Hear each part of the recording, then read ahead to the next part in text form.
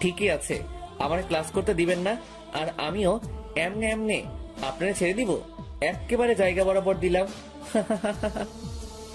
আল্লাহ তোর মতন ফাজিল বানিয়ে দুনিয়া শেষ করে দিল। আচ্ছা বাদ দে, আজ স্মৃতির জন্মদিন, তাই একটা প্রোগ্রাম করেছি। এখন মোট কথা তুই আসবি। স্যার আপনি শিওর তো? আমি আয়শা যদি আপুরে নিয়ে ভাগি তাহলে কি করবেন?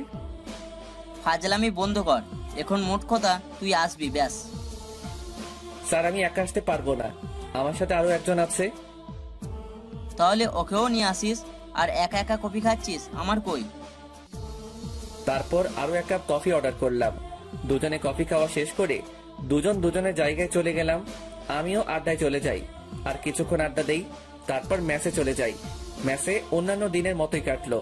বিকালে আমি শুয়ে শুয়ে ফোন টিপতেছি। কিছুক্ষণ পরেই শিহাব আসলো, আর এসেই বলতেছে, মাম্মা, আমি আজকে এটা দেখে শখ খেয়ে গেলাম। কিভাবে যে দিনটা কাটালাম আল্লাহই ভালো জানে। আরে সেটার কথা বাদ দে, আগে এটা বল, কাজ কেমন করলি আর অফিস কেমন লাগলো? আরে বেটা, অফিসের সবাই তো খুব ফ্রেন্ডলি বিহেভ করলো, আর আমি সকলের সাথে একদম ফ্রেন্ডলি হয়ে গেলাম। আর তুই যেটা বলছিস সেটাও করলাম। আচ্ছা শোন, আমাদের আজকে একটা পার্টিতে যেতে হবে। কিসের পার্টি?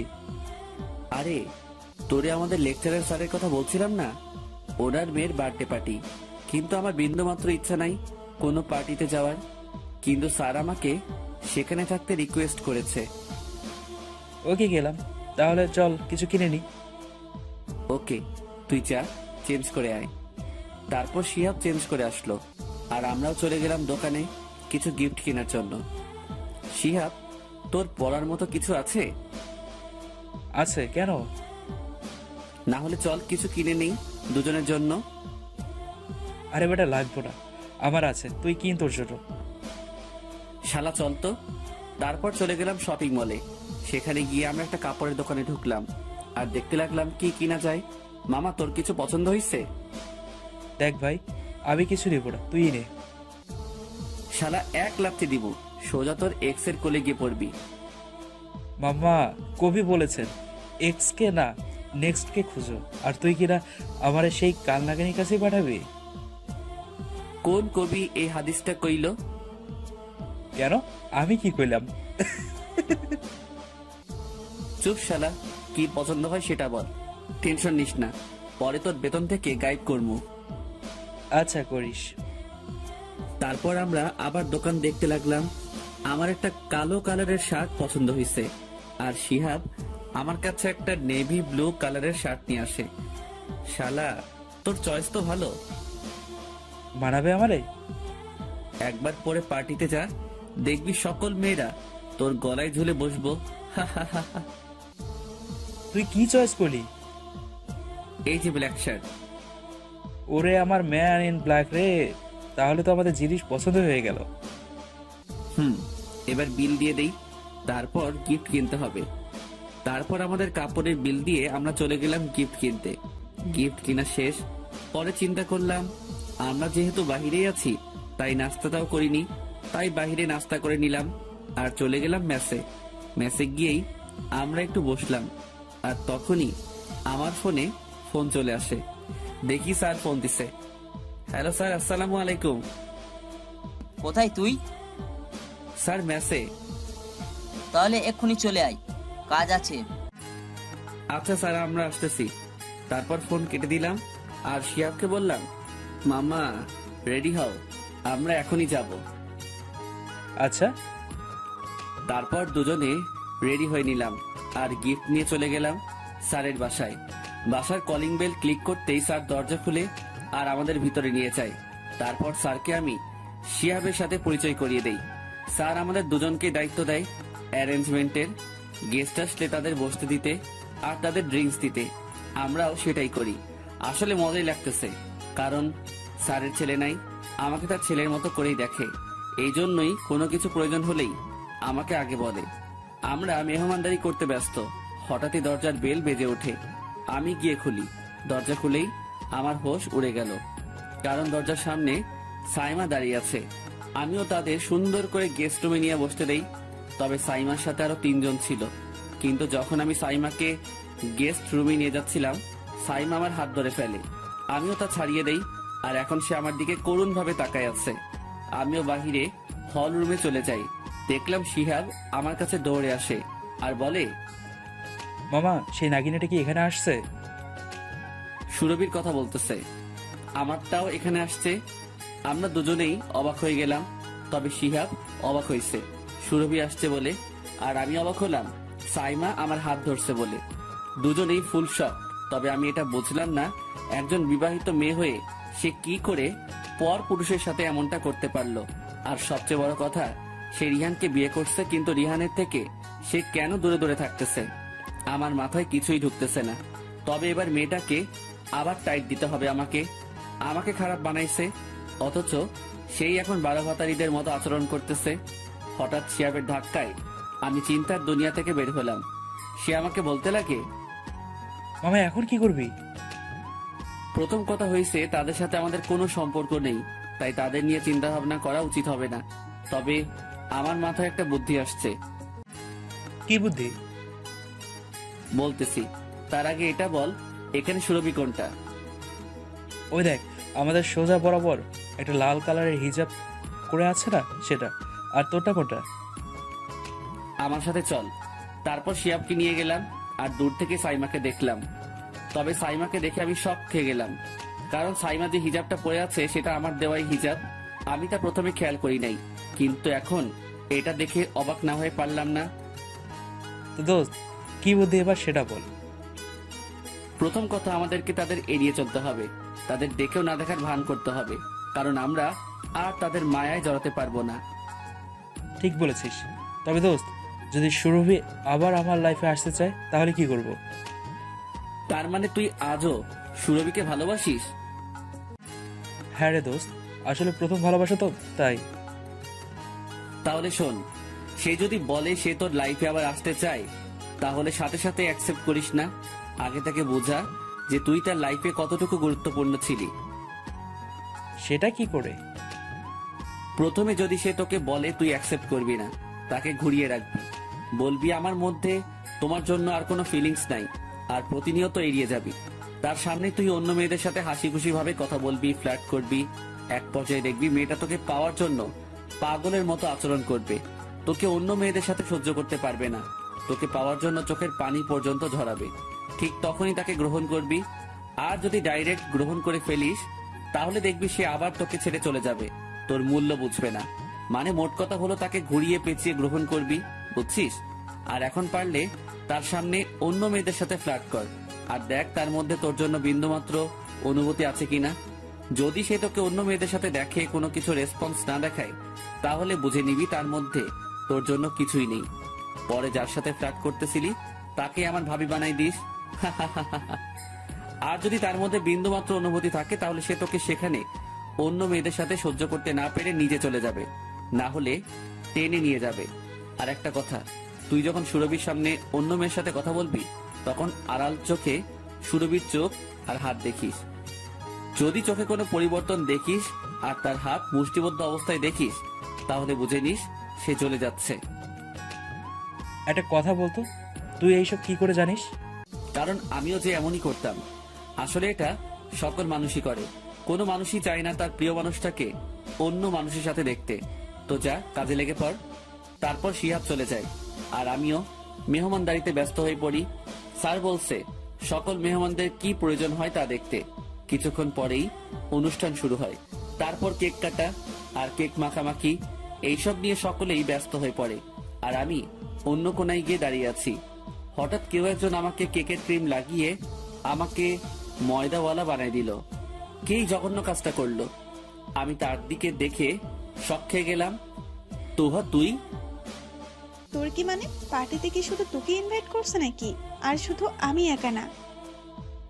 সে এই কথা বলতেই আরো কয়েকজন আমাকে দিল কেকের ক্রিম দিয়ে মুখ ধোয়াই। আমার আর বুঝতে বাকি রইল না এরা কারা। আমি দেখলাম এখানে আদিব, আশা আর তানভীরও আছে। শালা আর শালি হগল, আমাকে পাইছিসটা কি তোরা? জামাই গো একটু আদর করলাম আর কি। মামা তোরে কিন্তু সেই লাগতেছে। আল্লাহ তোকে বিচার করুক। আমি খেয়াল করলাম সবাই আমার হাল দেখে হাসতেছে। আর স্মৃতি আপু আমার কাছে এসে বলে, কিরে তোরা এ হাল করলো কে? কে আবার এই শয়তান আর শয়তানিগুলো আমার নতুন শার্টটার 12টা বাজায় দিছে। এই ধর, এটা দিয়ে মুখ মুছে নে। থ্যাঙ্কস আপু। তারপর টিস্যু দিয়ে মুখ মুছে নেই। খেয়াল করলাম সাইমার হাতে এতক্ষণ ফোন ছিল, আর আমাকে টিস্যু দিয়ে মুখ মুছতে দেখে আমার দিকে থেকে মোবাইল সরিয়ে দেয়। কোনো মতো মুখটা পরিষ্কার করলাম, কিন্তু মুখটা পিচ্ছিল হয়ে আছে আর কেমন জানি লাগছে। এইগুলোরে পরে উচিত শিক্ষা দিব। তারপর বিরিয়ানি টাইম। আমিও তো বিরিয়ানি শুনলেই খুশি হয়ে যাই। আমি আগাচ্ছি আর দেখলাম শিহাব আবার কাছে আসছে আর বলতে লাগে, ওই ছিলি তুই? তোরে আমি অনেক খুঁজছি। কেন, কি হয়েছে? তোর কথা একদম মিলেই গেল। সে আমাকে অন্য মেয়েদের সাথে সহ্য করতে পারে নাই। সে আমার দিকে এমনভাবে তাকাইছিল, মনে হয় কাছে পাইলে ডাইরেক্ট গিলেই ফেলতো। শোন, তার সামনে মেয়েদের সাথে ফ্ল্যাট করবি, তাকে দেখিয়ে দেখিয়ে ফ্ল্যাট করিস। আর চল বেটা, বিরিয়ানি খাবো। মামা, সেটা তোর মিস হচ্ছে না? তারপর চলে গেলাম খাওয়া দাওয়া করতে। ভাই আর যাই বলেন, বিরিয়ানি দেখলে নিজেকে কন্ট্রোল করতে পারি না। আমরা বন্ধুরা সবাই একসাথে ছাদে বসে বিরিয়ানি খাচ্ছি, আর শিয়াবের সাথে সকলের পরিচয় করিয়ে দিলাম। আমরা খাচ্ছি আর কথা বলতেছি। আমার খাওয়া শেষ, তাই আমি সবাইকে বলি, আচ্ছা আমি যাই, হাত ধুয়ে আসি, তোরা থাক। তারপর প্লেট নিয়ে চলে গেলাম। হাত ধুতে দেখলাম শিয়াবের এক্স সুরভি দাঁড়ায় আছে। আমি যেতেই সে আমাকে বলে, ভাইয়া, একটা কথা জিজ্ঞাসা করার ছিল। জি বলুন। আর কে আপনি? জি, আমি আপনার স্যারের পুরনো স্টুডেন্ট। আর খেয়াল করলাম আপনার সাথে একটা ছেলে ঘোরাঘুরি করে। ছেলেটা কে?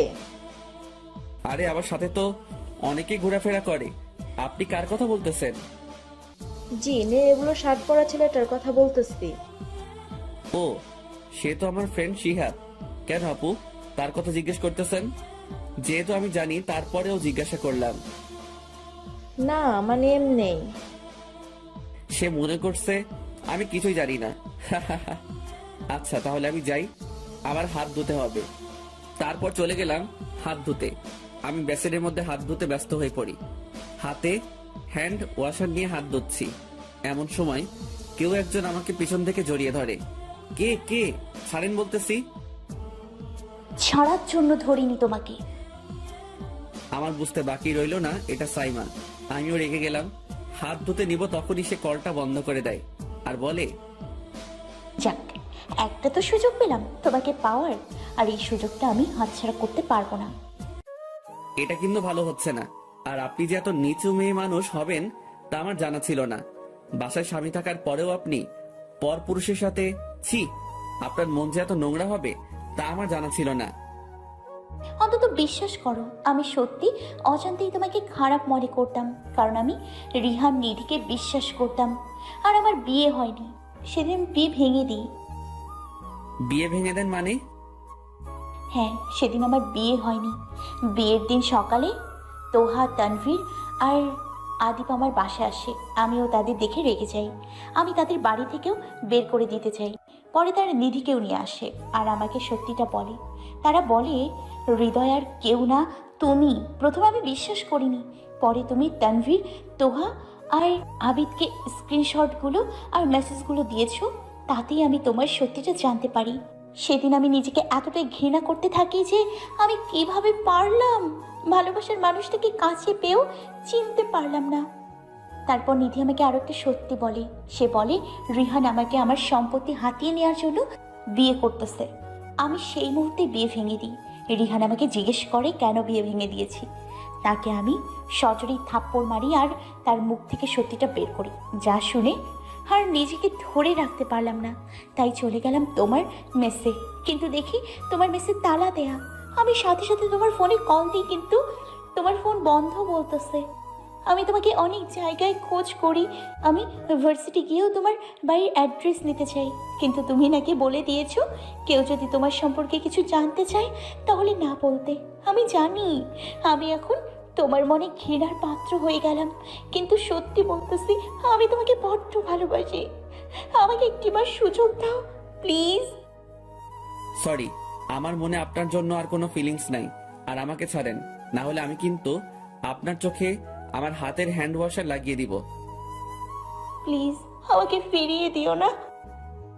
সরি, আপনাদের মতো বড় লোকদের আমি দু চোখে দেখতে পারি না, আর আমার মনে আপনার জন্য কোনোদিনও জায়গা হবে না। আমি তোমাকে হারাতে পারবো না, অন্তত আমাকে একটিবার সুযোগ দাও। এই ছাড়বি নাকি আমাকে খারাপ রূপটা নিতে হবে? আমিও এবার ঝাড়ি মেরে ছাড়িয়ে নেই। মাথা ফুল হট হয়ে গেল, তাই হাতটা ধুয়ে নেই আর সোজা সাইমার হাত চেপে ধরি। আমাকে কি মনে করিস তুই? যখন ইচ্ছা অবহেলা করবি, যখন ইচ্ছা ভালোবাসবি আমাকে। পাইছিসটা কি? তোকে আমার আশেপাশে যাতে না দেখি। আর শোন, তোর জন্য আমার মনে যে ফিলিংসটা ছিল সেটাকে আমি দাফন করে ফেলছি। আর একবার যদি আমার পিছে লাগিস তাহলে আমার খারাপ রূপটা দেখবি। আমি খেয়াল করলাম সাইমার চোখ দিয়ে পানি বেড়ে পড়ছে। পরে খেয়াল করলাম আমি সাইমার হাত খুব শক্ত করে ধরছি, যার জন্য সে মনে হয় ব্যথা পাচ্ছে। সাথে সাথে আমি ছেড়ে দেই আর সেখান থেকে চলে আসি। সাইমার জন্য আমার মনে আর কোনো জায়গা নেই। শুধু সাইমার জন্য না, ভালোবাসা নামক সেই অনুভূতিটার জন্যই আমার মনে জায়গা নেই। আমার মেজাজ একদম খারাপ হয়ে আছে, তাই আমি সবার থেকে বিদায় নিয়ে শিয়াবকে নিয়ে চলে আসলাম মেসে। কিরে, কি হয়েছে তোর? মনে হচ্ছে রেগে আছিস। কিছু হয় নাই, কাল আমার ভার্সিটি যেতে হবে, তাই ঘুমাবো। তারপর পরিবারের সাথে কথা বলে দিলাম ঘুম। সকালবেলা শিয়াবের ডাকে ঘুম ভাঙে। তারপর উঠে ফ্রেশ হয়ে নেই, এরপর দুজনেই নাস্তা করে নেই। তারপর শিহাব রেডি হয়ে অফিসে চলে গেল, আর আমিও মোবাইলটা হাতে নেই। ফোনে তো একটাই কাজ, গ্রুপে দুষ্টামি করা। অনেকক্ষণ দুষ্টামি করে ব্যাগ নিয়ে চলে গেলাম ভার্সিটির দিকে। হঠাৎ সিগারেট খেতে ইচ্ছে করতেছে, তখনই পকেট থেকে সিগারেটের প্যাকেট বের করে একটা সিগারেট নিয়ে ধরিয়ে দেই, আর খেতে খেতে ভার্সিটি ঢুকলাম একজন গ্যাংস্টারের মতো। তবে পার্থক্য হচ্ছে গ্যাংস্টারদের আশেপাশে মানুষে ভর্তি থাকে, আর আমি একা ছিলাম। দেখলাম আমার সাথে গুলো আড্ডা দিচ্ছে, তাই আমিও সেখানে চলে যেতে লাগি। হঠাৎ কয়েকটা ছেলে আমার সামনে এসে দাঁড়ায় আর আমাকে ঘিরে ফেলে। তবে ছেলেগুলো আর কেউ না, রিজভি ভাই, অয়ন ভাই, সায়ন ভাই আর সজীব ভাই। কি আর শালা, কিয়া মানে তোর পুরো ক্যাম্পাসে খুঁজতেছে, আর তুই মাত্র আসলি? কেন? আমারে দিয়ে কি করবা? কুমতলব নাই তোমাগো? শালা, টের অফ করে দিলি কেন? আরে ভার্সিটি আসবো তাই নেট অফ করে দিলাম। আচ্ছা শোন, আমরা গ্রুপে সবাই মিলে পার্টি করব, তাই তোকেও লাগবো। আই কইতাম ন, আর তুনটেয়া নাই। ওই সুন্দর করে কথা বল, আর টাকা লাগবো না, তুই শুধু থাকবি, বাকি কাজ আমরাই করব। আরে ভাইয়ারা, আমি পারবো না, কারণ আমি তো আর এখন একা না, আমার সাথে আরো একজন আছে। শালা, লজ্জা করে না? বড় ভাইয়েরা সিঙ্গেল থেকে গেল আর তুই ছোট হয়ে বিয়ে করে ফেললি। আরে আমার কথাটা তো শুনো, কি উল্টাপাল্টা বলতেছো তোমরা? শালা, তোরে তো। বলেই চারোটা মিলে আমারে উত্তম মধ্যম দেওয়া শুরু করে দিল। আমাকে মারতে স্যার বলতেছে, হারামজাদা, আমাদের একটু বললিও না, ছোট হয়ে বড় কাজ করে ফেললি। আইস তো তোরা খাইছি। বলে আমাকে উদুম কেলানি। আমাকে মারতে দেখে আমার বন্ধু বান্ধবীরা আসে আর জিজ্ঞাসা করতে শুরু করে, রিজভি ভাই, এটারে মারতেছেন কেন? শালা, বিয়ে করে ফেললে আর আমাদের তো বললেও না। তানভীর, তোহা, আদিব, আশা সবাই কথাটা শুনে শক খেয়ে গেল। শালা, আমাদের একবারও বললি না? এবার তো তোরে আমরাও ছাড়বো না, বেঈমান। বলে ব্যাস বাকিগুলো আমার উপর ঝাঁপায় পড়লো, আর সবাই মিলে আমারে গণপিটুনিতে ব্যস্ত। অথচ আমি তাদের বলতে চাইলাম শিয়াবের কথা, কিন্তু আমারে বলতে না দিয়েই তারা আমারে কেলাইতে ব্যস্ত। ভাই বিশ্বাস করেন, আমি বিয়ে করি নাই। আমি আপনাদের আমার সাথে আমার বন্ধু শিয়াব থাকে সেটার কথা বলতে চাইছি, কিন্তু আপনারা আমাকে কিছুই বলতে দিচ্ছেন না, খালি মাইকটাই দিলেন। আমার মতো নিরীহ পোলাটারে পাই এভাবে মারলেন, আর আমার সাথে অন্য একজন আছে। এই কথাটার মানে এই না যে আমি বিয়ে করে ফেললাম, হতেও পারে কোনো বন্ধুর কথা বলবো, কিন্তু খালি খালি আমারে কেলাইলেন। আপনাদের মনে কি মায়া দয়া নাই? আমার কথাগুলো শোনা মাত্রই কেলানি থামাই ফেলে। তার মানে তুই বিয়ে করিস নাই? না, তবে এবার করবো, আর আপনাদের বলবো না। সুযোগ বুঝে উঠে দিলাম দৌড়, আর থাকলাম না সেখানে। শালার সেই লেভেলের গণপিটুনি খেলাম কোনো কারণ ছাড়াই, আর আমার বন্ধু বান্ধবী গুলোও আমারে বিশ্বাস করলো না, তারাও আমারে কেলালো। শালার যে কেলানিটা দিল, আমার পুরা শরীর ব্যথা করতেছে। ও মাগো, আল্লাহ এগুলোর বিচার করুক। আমি ডাইরেক্ট প্রিন্সিপাল স্যারের রুমের দিকে চলে গেলাম। আমি স্যারের দরজার সামনে গিয়েই, স্যার আসতে পারি? আরে অন্তর, ভেতরে আই। কিন্তু তোর এই হাল হলো কেন? স্যার গো, ও স্যার, আমার মতো নিরীহ পোলারে একা পাইয়া ওই হারামজাদিগুলো গণপিটুনি দিছে। কে? জি স্যার, একটা মিথ্যা আদায়ের কারণে কেলানি খাইলাম। তারপর স্যারকে সব বললাম। স্যার হাসতে হাসতে শেষ। আর এইদিকে স্যারকে হাসতে দেখে আমার রাগ উঠতেছে। স্যার আপনার বন্ধু ভেবে আমি কথাগুলো বললাম, আর আপনি কি না আমার অবস্থা দেখে হাসতেছেন? আরে তুই বয় তো। স্যার বসার মতো অবস্থা রাখে নাই বলে স্যারের রুমে একটা সোফা ছিল, সেটাতে উল্টা হয়ে শুয়ে গেলাম। আমি খেয়াল করলাম স্যার এখনো হাসতেছে। স্যার আপনিও অন্যদের মতো আমার উপর হাসতেছেন? থাক, অসুবিধা নাই, আমারও সময় আসবে। হা হা হা, দেখা যাক। আর কফি খাবি নাকি চা, সেটা বল।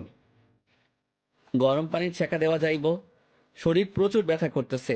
উদয় কিল ঘুষি খাইলাম, আর আমি কফি খামো। স্যার পিএকে কল করে বলে দেয় 2 কাপ কফি আনতে। তার কিছুক্ষণ পরে স্যারের পিএ আসে আর এসে দেখে আমি সোফায় উল্টা হয়ে শুয়ে আছি। এবার সে শুরু করলো। কিরে, আজকে সবাই তোরে মারলো কেন? উদয় মাইর দিল, কোনো দোষ করি নাই। জানি না কার মুখ দেখে ঘুম থেকে উঠলাম। স্যার, আপনার কফি। 1 কাপ এই বজারটাকে দাও, বেচারা যা হাল হয়ে আছে। হা হা হা। স্যার, আল্লাহ আপনার বিচার করব। আপনার সামনে একটা নিরীহ পোলা হুদাই মাইর খাইয়া শুয়ে আছে, আর আপনি বসে বসে মজা নিচ্ছেন। স্যার আপনার মনে কি মায়া দয়া নাই? বেটা, কথা না বলে কফি খা, দেখবি ব্যথা এমনিই কমে যাবে।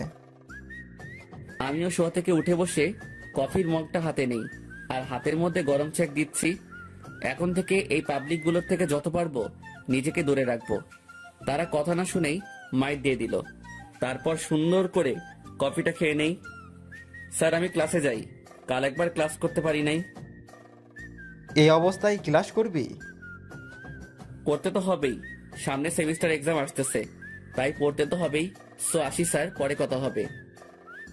আচ্ছা যাও, কিন্তু সাবধানে থাকিস। আমিও স্যারের রুম থেকে বেরিয়ে চলে গেলাম ক্লাসের দিকে। সেখানে রুমে ঢুকতেই আমার সকল বন্ধু বান্ধবীরা আমাকে দেখে আমার দিকে এগিয়ে আসতে লাগলো। সরি ভাই, আমাদের ক্ষমা করে দে, একটু বেশি ইমোশনাল হয়ে গেলাম ভাই, মাফ করে দে। চুপ হয়ে মন খারাপ করার নাটক করেই যাচ্ছি। প্লিজ অন্তর, আমাদের মাফ করে দে, এভাবে চুপ থাকিস না। আচ্ছা, বিরিয়ানি খাওয়াবো। যা শালা, বিরিয়ানির কথা বলা দরকার ছিল, আমার তো মুখে পানি চলে আসছে। আচ্ছা ঠিক আছে, বিরিয়ানির জন্য তোদেরকে ক্ষমা করে দিলাম। লোভী পোলা, বিরিয়ানির কথা শুনে শয়তানটা গলে গেল। আস্ত একটা হারামজাদা তুই। কি বললি? থাক থাক, আর মার পোয়া লাগবে না, এখন সিটে বসে পড়ি। আমরা সিটে বসেই আমাদের আড্ডা শুরু করে দিলাম, আর কিছুক্ষণ পরে ক্লাস শুরু হয়ে যায়। তবে ব্যথায় আমার ক্লাসে মনোযোগ বসতেছে না। শালা মায়ের একটু বেশি হয়ে গেছে তাই। তবে আবার অতটাও ব্যথা করতেছে না। কোনো মতে ক্লাস শেষ করে চলে গেলাম ম্যাসে। আজ আর আড্ডা দিলাম না, কারণ ওই অবস্থায় নাই আমি। আমি আমার বিছানায় শুয়ে পড়লাম। তবে খেয়াল করলাম আজকে আমি সাইমাকে দেখলাম না। তবে যাই হোক, না দেখলেই ভালো। আমি ম্যাসে শুয়ে আছি, হঠাৎ আমার ফোনে কল আসে। দেখলাম শালা শিয়াবে ফোন দিছে। আমিও রিসিভ করলাম। কিরে শালা, কাজ বাদ দিয়ে ফোন দিলি কেন? দোস্ত, সুরভি ফুল খেপে আছে। আমি যাচ্ছি একটা মেয়ে কলিগের সাথে কথা বললাম, তাতেই সুরভি সেই মেয়ে কলিগটা আড়াল করে অনেক বকাঝকা করেছে। বললাম তো, এখন তোকে সে পছন্দ করতেছে। কিন্তু শুন, সহজে কিন্তু তাকে মেনে নিবি না।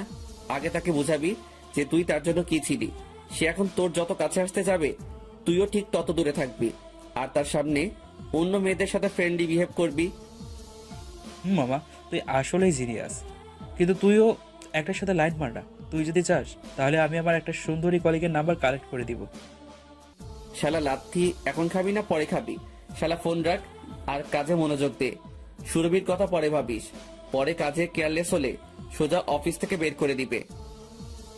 আচ্ছা ভাই। তারপর ফোনটা রেখে দিলাম। আজকে আমি আর রান্না করতে পারবো না, কারণ আমার অবস্থা খারাপ করে রাখছে। তাই চিন্তা করলাম বাইরে থেকে খাবার খাবো। আর এমনিও বাহিরে যাওয়া লাগবে, বিকাশ থেকে টাকা তুলতে হবে। তাই চলে গেলাম বাহিরে। হাঁটতে হাঁটতে আমি মোবাইলের দোকানে চলে গেলাম আর সেখানে বিকাশ থেকে 5,000 টাকা তুললাম আর চলে গেলাম একটা হোটেলে। সেখানে গিয়ে দুপুরে খাবারটা খেয়ে নিলাম। খাওয়া দাওয়া করে হোটেল থেকে বের হলাম। হঠাৎ কেউ একজন অন্তর বলে ডাক দিল। আমিও দেখতে লাগলাম কে আমাকে ডাক দিল। পরে দেখলাম নিধি। কিন্তু সে এখানে কি করতেছে? নিধি আমার কাছে এসে বলে, কেমন আছো? জি আলহামদুলিল্লাহ ভালো, আপনি কেমন আছেন? এই তো কোনো মতে চলতেছি। আমি জানি অন্তর, তুমি আমার আর রিহানের উপর রেগে আছো। আসলে আমরা নিজেদের মজার জন্য অন্যদের কষ্ট দিতাম আর রিহানের কথা বাদই দিলাম, কারণ রিহান তোমার সাথে অনেক অন্যায় করছে যে গ্রহণযোগ্য নয়। আর আমাকে ক্ষমা করে দিও, আমার জন্যই তোমাকে খারাপ হতে হলো। সেদিন যদি আমি অমন না করতাম বা সরি বলে চলে যেতাম, তাহলে আজ তোমাকে তোমার ভালোবাসার মানুষটার হাতে অপমানিত হতে হতো না। আরে ওইগুলো আমি অনেক আগেই ভুলে গেছি। আর আমি এমনি একদিন রিহানকে ভয় লাগাই যাতে সে ভালো হয়ে যায়। আসলে আমি কোনোদিনও অন্যায় কিছু দেখতে পারি না, তবে যদি নিজের সাথে হয় সেটাও সহ্য করে নেই। কিন্তু আমার সামনে অন্যদের সাথে অন্যায় করলে তা আমি সহ্য করতে পারি না। তবে তোমাকে আর রিহানকে আলাদা কেন দেখি? আর তুমি আর রিহান একা একা থাকো কেন? কি করব বলো, আমরা যে জঘন্য কাজ করছি আর সেই জন্য আমাদের সকল থেকে দূরে দূরে থাকতে হচ্ছে। আমরা দু একটা মানুষকে একা করতে চেয়েছিলাম, তাকে আলাদা করে রাখতে চেয়েছিলাম।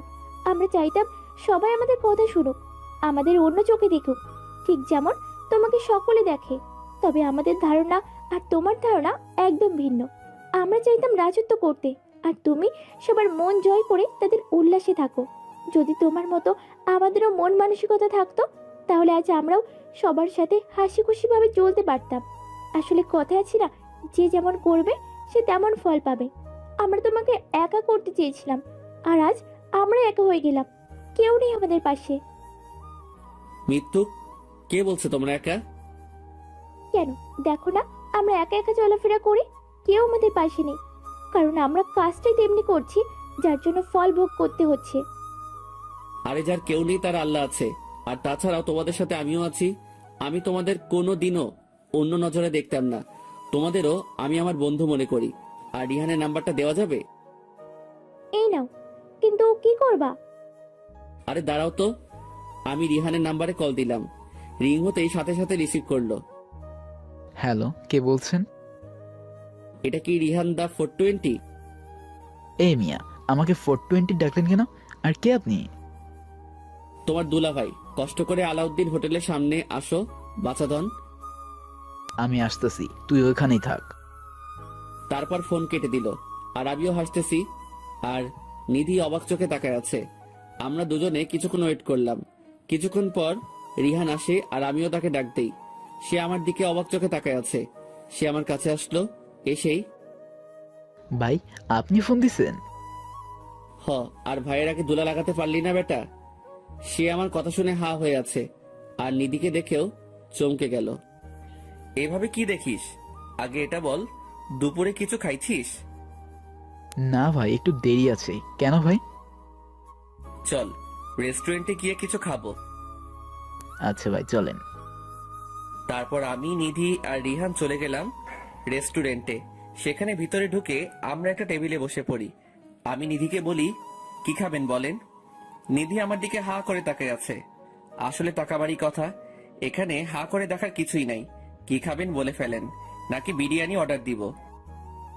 ভাই আপনি যা খাবেন তা অর্ডার দেন। তারপর আমি 2 প্লেট বিরিয়ানি অর্ডার দিলাম। কিছুক্ষণ পরে তা আসলো। আমি 2টা প্লেটই দুজনের দিকে এগিয়ে দিলাম। তারা দুজনেই আমার দিকে হা করে তাকায় আছে। এরপর রিহান বলে, ভাই আপনি প্লেট আমাদের দিকে এগিয়ে দিলেন, আপনি খাবেন না? না, আমি কিছুক্ষণ আগেই খাবার খাইছি। কিন্তু আপনি যে বললেন আপনি বিরিয়ানি খাবেন। এমনি বললাম। আর রিহান আমাকে আপনি আপনি বলা বন্ধ করো। আমি জানি তোমরা তোমাদের ভুল বুঝতে পারছো, তাই নিজেকে একা রেখে শাস্তি দিতেছো। তোমাদের ভুল বুঝতে পারাটাই আমার জন্য অনেক। তার মানে এই না যে একা একা থাকবা। আমি জানি তোমরা তোমাদের কাজের জন্য অনেক অনুতপ্ত। আমি চাইলে তোমরা আমার সাথে যা করছো তার প্রতিশোধ নিতে পারতাম বা তোমাদেরকে টর্চার করতে পারতাম, কিন্তু আমি তা করিনি। কারণ তোমাদের দেখেই বুঝতে পারলাম তোমরা এখন আর আগের নিধি রিহান নেই। দেখো, তোমরা দুজন সাইমার বন্ধুত্বের সুযোগ নিছো, আমাকে খারাপ বানালে সাইমার সামনে। তারপরেও আমি কিছু করিনি, কারণ আমি জানতাম একদিন তোমাদের পরিবর্তন আসবেই। আর রিহান, ওই দিন তোমাকে আমি জাস্ট একটা ধমক দিয়ে দেখতে চাইলাম তোমার মনের অবস্থা, আর সেদিন তোমাকে দেখে মনে হলো তোমার মনের অবস্থা ভালো নেই।